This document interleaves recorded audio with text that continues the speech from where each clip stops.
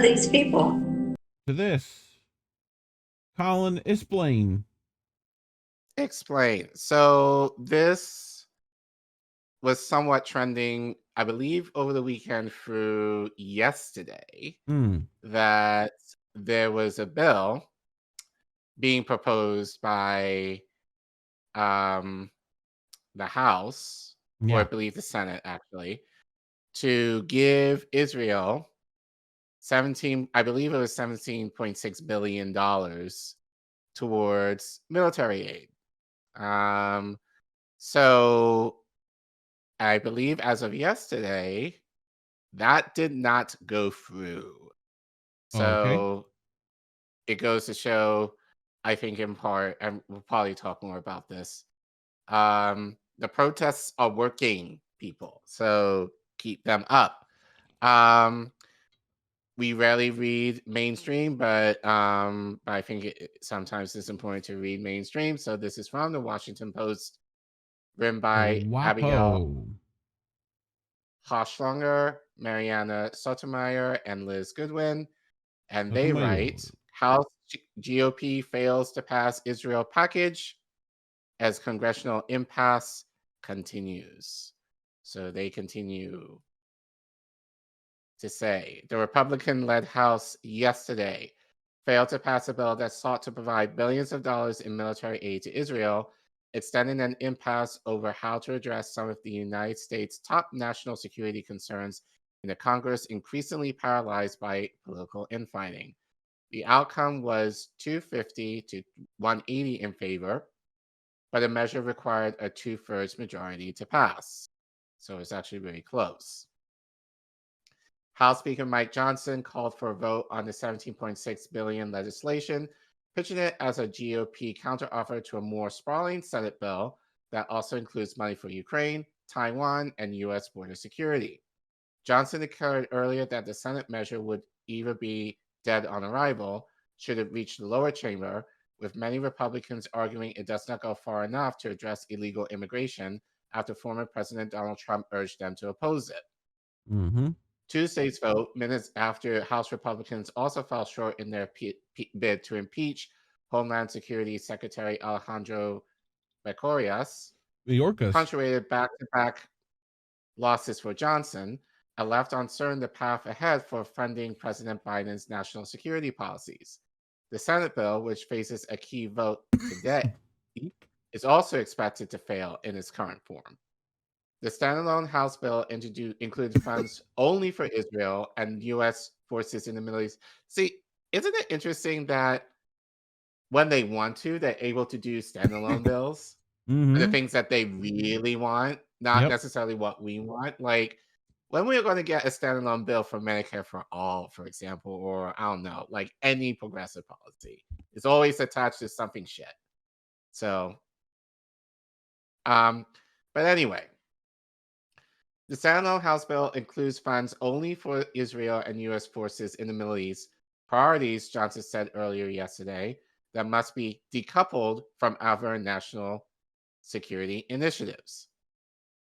Supporting Israel remains a priority for the Biden administration and many lawmakers of both political parties as the war in Gaza continues and U.S. troops in the region face escalating attacks from Iranian proxies.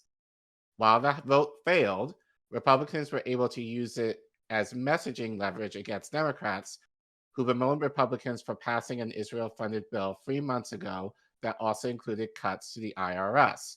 Republicans claimed then that the spending cuts would offset funding for Israel, which Democrats considered a breach in precedent since supplemental bills to foreign allies often do not include such measures.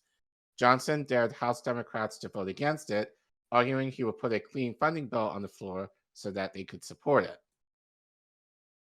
In the end, 46 Democrats voted for the bill Tuesday, and 14 Republicans, all from the far right, voted against it.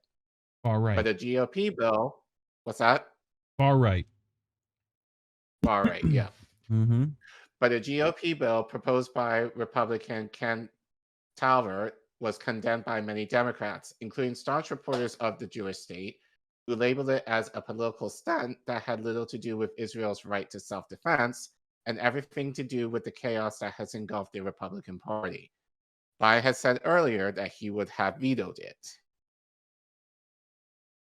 We should reject this unserious effort, Republican Luisa DeLorio in the House Appropriations Committee talks Democrat said on the House floor ahead of the vote. The majority has opted to consider a bill that we know the president will veto. This accomplishes nothing and delays aid getting out to our allies and providing humanitarian relief. Tuesday's vote comes days after Senate leaders unveiled a $118 billion bill that includes funding for all the administration's national security priorities and a GOP wish list of immigration reforms. It is the product of months of bipartisan negotiations between a team of senators and the White House that began when Republicans say they would support additional Ukraine aid, only if Democrats agreed to dramatic new immigration restrictions. Yesterday, just days after the draft of a bipartisan border bill was released, lawmakers are baffled by its demise. Support for the Senate bill, however, has swiftly fallen apart.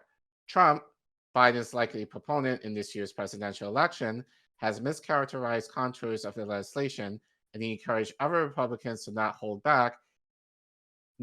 to back it even before the bill's text was released this past weekend. Calvert, the House bill sponsor, said his proposal was a clean bill devoid of less popular national security provisions. Assertions that this bill plays politics are patently false, he said on the House floor shortly before the vote. We have an opportunity today to come together and send a strong message. The United States stands with Israel, he said. The only people making it political of those who oppose it. Johnson, speaking at a news conference early in the day, suggested that after Israel is taken care of, lawmakers would deal with other issues. We have to deal with these measures independently and separately. I think they merit that, he told reporters. I feel like you had to read that in a mafia voice. Once Israel's taken care of, it's like, ugh. What the gabagoo. The negotiated Senate proposal did not contain real border security reform, he said, so that's why it's a non-starter. They did not fulfill the requirements and needs of the country. Support for Israel has remained strong on Capitol Hill despite growing angst among progressive Democratic voters as the death toll in Gaza has surpassed 27,000, mostly women and children, according to teen angst. They're like, it's teen angst. It's political eye rolling. That's what they think it is. Yeah. According to local health officials, and Israel has hindered Palestinians' access to food, water, and medicine. The Israel-only bill marked the second Republican attempt in 3 months to split the assistance for America's closest Middle East ally from Biden's largest supplemental funding request. Yep. Some of Israel's most vocal Democratic backers, including Representative Jared Lotowski, signaled they would vote in favor of the bill despite their support for the largest national security package because, as Murkowski explained in the interview, Congress has proved too chaotic and unpredictable to count on it passing much else. I think there's a plausible scenario that if this dies, everything else is dead, he said earlier in the day, referring to the money sought for Ukraine aid and border security. Ahead of the vote, dozens of lawmakers, including Democratic leaders and members of the ultra-conservative House Freedom Caucus, said they would reject the bill. We are prepared to support any serious bipartisan effort in connection with the special relationship between the United States and Israel, House Minority Leader Hakeem Jeffries, Democratic Whip Catherine Clark, and Democratic Caucus Chair Pete Aguilar wrote in a Dear Colleague memo Tuesday ahead of the vote. What is it, like a Dear John letter? But the standalone legislation is not being offered in good faith, they said. Rather, it is a nakedly obvious and cynical attempt by MAGA extremists to undermine the possibility of a comprehensive bipartisan funding package that addresses America's national security challenges in the Middle East, Ukraine, the Indo-Pacific region, and throughout the world. Far-right Republicans, meanwhile, have tested their leaders routinely by demanding spending cuts to any funding bill. Those lawmakers supported Johnson's initial supplemental $14 billion Israel bill that included cuts to the IRS, allowing the measure to pass to the Democratic-controlled Senate, which immediately rejected it. It's unclear how lawmakers will proceed now. Unclear. Thoughts? Oh, wait, well, sorry, I thought that was it. That's more, but go ahead. And no, I'll let you finish. I think we were getting to a stop point anyway. So yeah. National security experts and Ukraine advocates on Capitol Hill have warned for months that fresh military assistance for Kyiv is perhaps the most critical priority contained in the emergency spending package Biden proposed months ago. It is also the most endangered as more Republican lawmakers cite skeptical voters for their varying willingness to help the embattled former Soviet republic. Republican Representative Adam Schiff, the ranking Democrat on the House Armed Services Committee, said in a statement Tuesday night that passing Israel aid on its own would have taken pressure off House Republicans to move forward with a vote on funding for Ukraine. Lawmakers from both parties have also long complained about the United States immigration system, where the Senate brokered deal represented one of the most significant bipartisan reform efforts in decades. Mm-hmm. On Tuesday, Minority Leader Mitch McConnell said the Republican conference had concluded there was no real chance here to turn a larger national security bill with its negotiated border deal into law, given Johnson's opposition. In a startling pivot, McConnell and several other Senate Republicans said weeks ago that they would not approve Ukraine aid and other national security funding without a border deal, suggested instead that they might proceed with a bill to aid Israel, Ukraine, and Taiwan, but that now excludes border provisions. Several other Republicans, including Lindsey Graham and Todd Young, also voiced support for the idea. McConnell said it was up to Senate Majority Leader Chuck Schumer to decide how to repackage the Senate bill after the expected vote on it probably fails today. Yeah. Schumer did not directly rule out the proposal, but said Democrats were angry and frustrated with Republicans about face on a deal the GOP had explicitly requested. Johnson, too, initially opposed the idea of moving on Ukraine funding without significant reforms to border policy. They just don't have the backbone, the guts, the spine to resist the blandishments of Trump, even when they know he's wrong, Schumer said at a news conference yesterday. Thoughts? Well, this is already, they already vetoed this, right? They already. Yeah, it's dead. Okay. So, I mean, it sounded like standard congressional bill. Throw 1,000 things into it. Hope one of them sticks, and the ones we really want, we can make standalones anyway. Right. So, and pass those, which those, of course, passed, right? So, no, okay. because that was where the law of the pork came in terms of border security and like all the Ukraine and all this other stuff.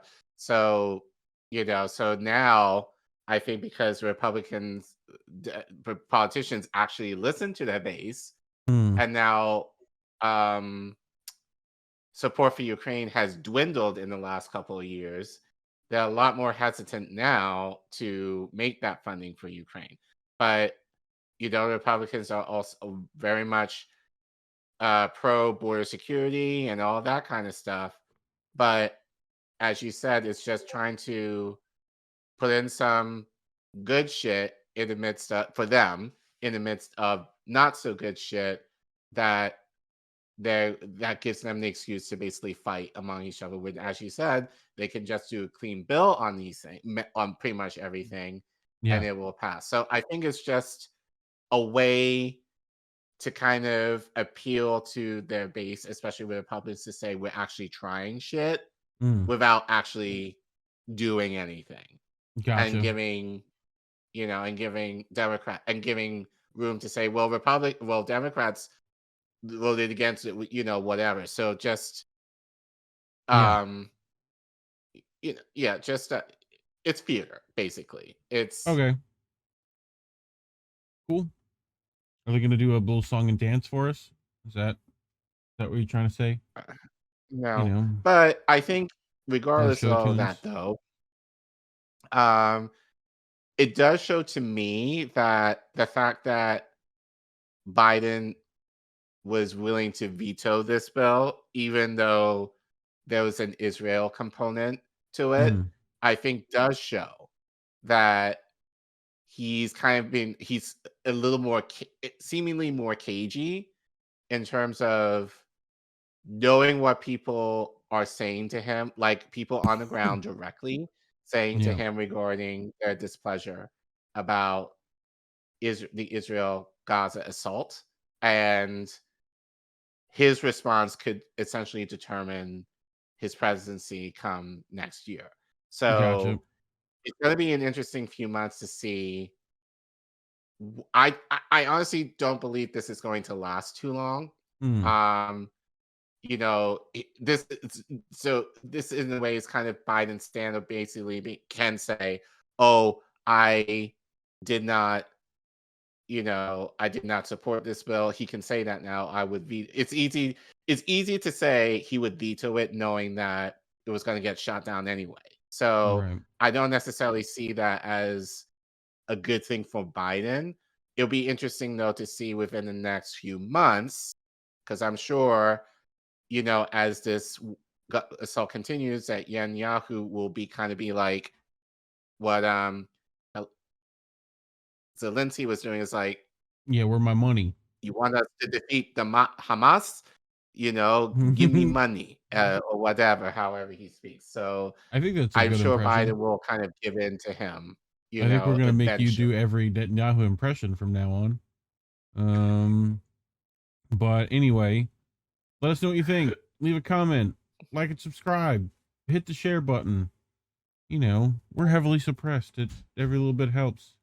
So hit that subscribe. Get us to 2K. The number's going up. I see you people putting the number up. Very useful. Let me go check the Rockfin and Rumbles.